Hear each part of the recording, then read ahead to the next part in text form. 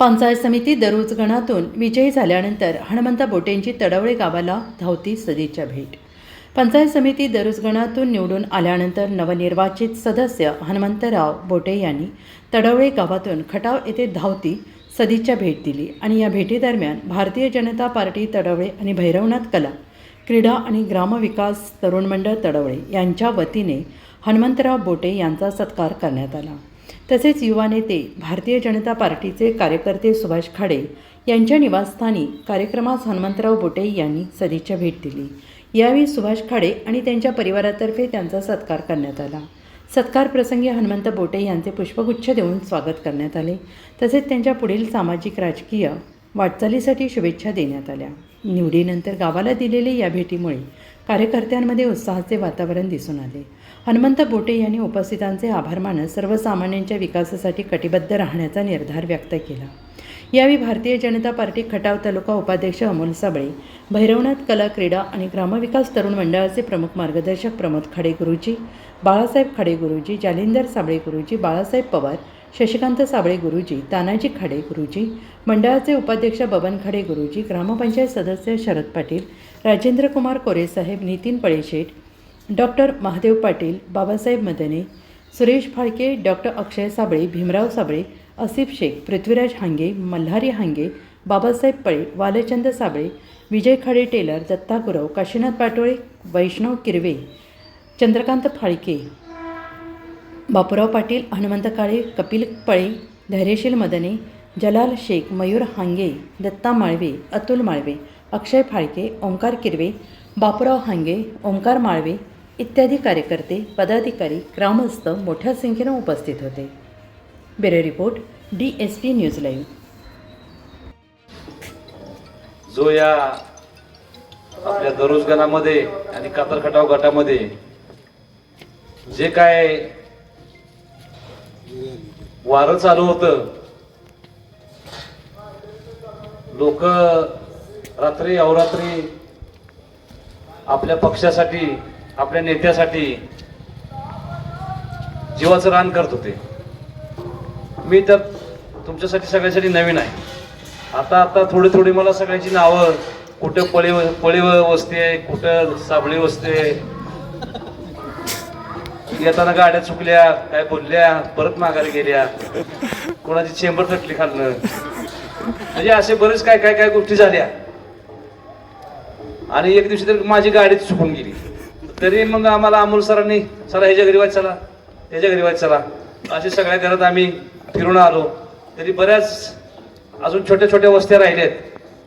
तरी येणाऱ्या काळात त्या पण आम्हाला दाखवा. त्यांच्याही काय अडचणी असतील आमच्यापर्यंत पोचवा. आम्ही जेवढं शक्य होईल तेवढं त्या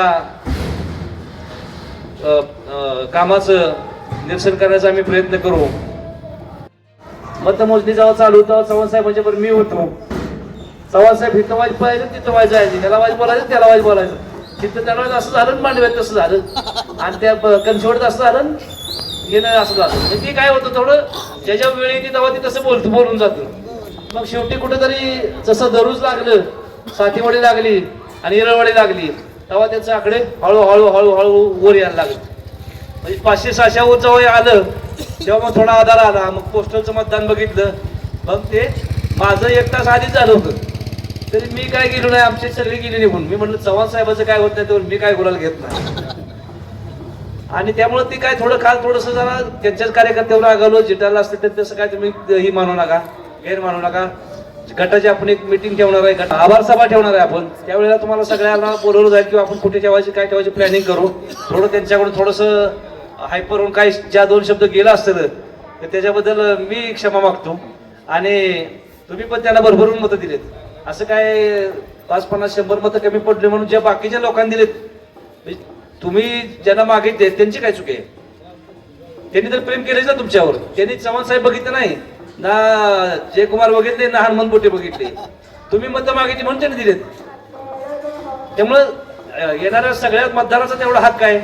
आणि तुमच्या या तडवळीसाठी जयभाऊंच्या माध्यमातून असो, चव्हाण साहेबांच्या माध्यमातून, माझ्या माध्यमातून असो, भाजप पक्षाच्या कुठल्याही कार्यकर्त्याला काय कमी पडून देणार नाही एवढं या ठिकाणी सांगतो. आणि असंच प्रेम आमच्यावरती राहूया. कमी पडलं म्हणून काय कमी पडणार नाही तुम्हाला एवढं सांगतो आणि थांबतो. धन्यवाद. आज आपल्या सर्वांचे लाडके काही दिवसातच हृदयामध्ये ज्यांनी स्थान निर्माण केलं असे आताच काल विजयाची मशाल हातात घेऊन ज्यांनी आपला विजय घोषित केला आणि आपल्या गाण्यामध्ये अतिशय चांगल्या पद्धतीचं मताधिक्य घेऊन पंचायत समितीमध्ये सदस्य होण्याचा जो बहुमान मिळवला अशा आपल्या सर्वांचे लाडके व्यक्तिमत्व माझे मित्र आदरणीय बोटे सर खरोखरच उत्तम रीतीनं आणि रात्रभर सगळ्यात महत्वाचं तुम्हाला सांगतो की रात्रभर डोळ्याला डोळा न लावता अगदी चालत झोपणं या सिस्टीम मधून काम केले आणि त्यामुळं खूप ताकदीनिशी काम केलं. एवढ्या सगळ्या वातावरणामध्ये सुद्धा अतिशय चांगल्या पद्धतीनं तुम्हाला तुमच्यावरती प्रेम केलं लोकांनी आणि त्याचं उत्तराय होण्यासाठी तुम्ही काल नाही आला परंतु आज आला तोही आनंद आमच्या सर्वांसाठी जास्त आहे.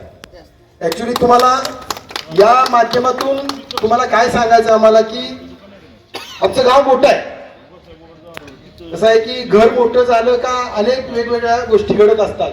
म्हणजे बडे बडे देशों में छोटी छोटी बाती होती रहती है.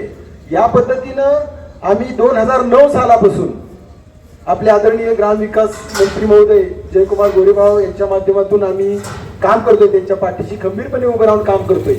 थोड्याफार छोट्या मोठ्या जरी लहरी येत असल्या तरी सुद्धा जे कार्यकर्ते तळामध्ये ज्यांनी खरोखर मनापासून काम केलेलं आहे त्यांच्या पाठीशी इथून पुढं 5 वर्ष तुम्ही खंबीरपणे उभं राहून त्यांच्या माझ्या सर्व या कार्यकर्त्यांच्या किंवा गरीब जनतेच्या अगदी सोहरनं सांगितल्याप्रमाणे सर्व समाजाच्या सर्व लोकांच्या पाठीशी उभं राहून त्यांच्या अडीअडचणी दूर करण्यासाठी तुम्ही इथून पुढे तत्पर राहावं अशी सर्वांच्या माध्यमातून सर्वांच्या मनातली इच्छा तुमच्यापर्यंत पोहोच करतोय. इथून 5 वर्ष तुम्ही अशा पद्धतीने काम करा. आज तुम्ही या ठिकाणी सर्वांच्या हस्ते तुम्ही सत्कार स्वीकारण्यासाठी आला. तुम्ही तुमचं बहुमूल मार्गदर्शन केलं. तेवढे गावातील सर्व भाजप कार्यकर्त्यांच्या वतीनं आणि त्या सर्वांच्या वतीनं तुमचा आभार मानतो.